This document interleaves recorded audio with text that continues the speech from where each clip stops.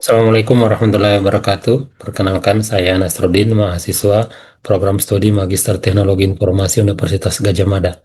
Pada kesempatan kali ini saya akan memaparkan tugas saya yang berjudul Rule Based Expert System untuk prioritas operasional pembangkit yang dioptimalkan berdasarkan economic dispatch. Latar belakangnya, sistem kelistrikan di daerah tertentu itu terdiri dari 51 unit pembangkit, di mana pembangkit ini terdiri dari PLTA, PLTU, PLTMG, PLTM, PLTD, PLT, dan PLTGU. Masing-masing unit pembangkit memiliki biaya produksi yang termurah Rp600 per kWh, yang termahal Rp6.000 per kWh. Masing-masing pembangkit itu dimiliki oleh PLN dan dimiliki oleh IPP maupun pembangkit sewa. Untuk memenuhi kebutuhan beban puncak, PLN harus menentukan prioritas pengoperasian pembangkit. Namun di sisi lain, PLN harus menjaga agar operasional tetap efisien dengan mengoperasikan pembangkit yang membutuhkan atau memiliki nilai BPP yang paling murah. Selanjutnya, para expert di PLN menyusun 5 rules dalam penentuan prioritas pengoperasian pembangkit. Rule yang pertama, filter ketersediaan. Jika unit kapasitas sama dengan 0 megawatt, maka unit status sama dengan tidak tersedia. Selanjutnya, lanjut ke rule kedua, urutkan berdasarkan BPP. Urutkan semua unit yang tersedia dalam urutan terendah berdasarkan nilai BPP atau rupiah per kWh. Unit dengan BPP yang sama, terapkan rule 3. Rule 3, penentuan kapasitas, penentuan kepemilikan. Jika nilai BPPI sama dengan nilai BPPJ, maka urutkan pembangkit listrik PLN di atas, selanjutnya IPP, dan berikutnya pembangkit sewa. Rule keempat, prioritas dengan batasan kapasitas. Operasikan setiap unit sesuai urutan prioritas hingga kebutuhan beban yang tersedia terpenuhi. Jika residual demand unit capacity, maka dispatch MW sama dengan unit capacity. Selain itu, dispatch MW sama dengan residual demand. Rule kelima, pemeriksaan dan kecukupan daya. Jika total pengiriman itu sudah lebih besar dari beban puncak plus rasio cadangan, maka operasi dianggap mencukupi.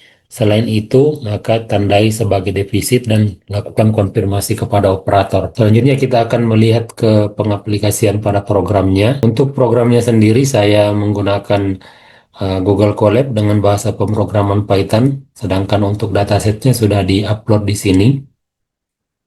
Kita running aplikasinya, masukkan nama file dataset. Saya masukkan nama filenya dataset. Kemudian setelah berhasil meload 51 unit pembangkit, kita diminta memasukkan beban puncak percobaan pertama,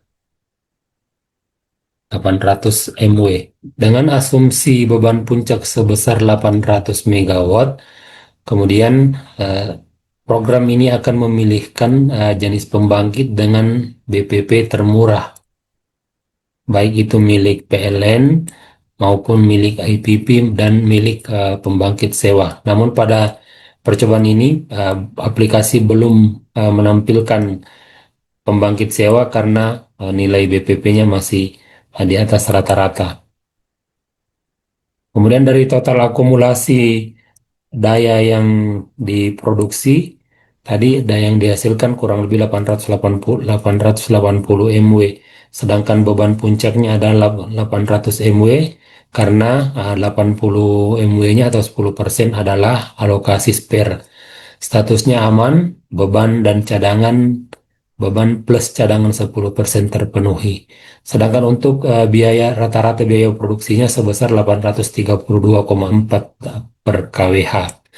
Lanjut pada percobaan kedua, kita akan memasukkan nilai beban 1.200 megawatt pada beban puncak. Pada percobaan kedua ini dengan asumsi beban puncak sebesar 1.200 megawatt, sistem mulai mengoperasikan pembangkit-pembangkit dengan nilai BPP yang sudah mulai lumayan mahal, yang tadinya hanya 600 sampai 750 rupiah per kWh-nya. Selanjutnya sekarang sudah mulai mengoperasikan pembangkit dengan nilai BPP kurang lebih 1.500, 1.800 hingga 2.000 rupiah. per kWh-nya. Sedangkan total daya yang dihasilkan 1320 megawatt untuk target beban puncak 1200.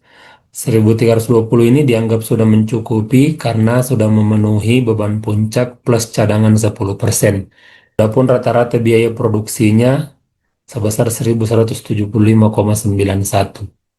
Lanjut pada percobaan ketiga, kita masukkan nilai beban puncak 1850 megawatt. Pada beban puncak 1850 megawatt, sistem sudah mulai mengoperasikan pembangkit dengan nilai BPP Rp2.000 sudah banyak sekali.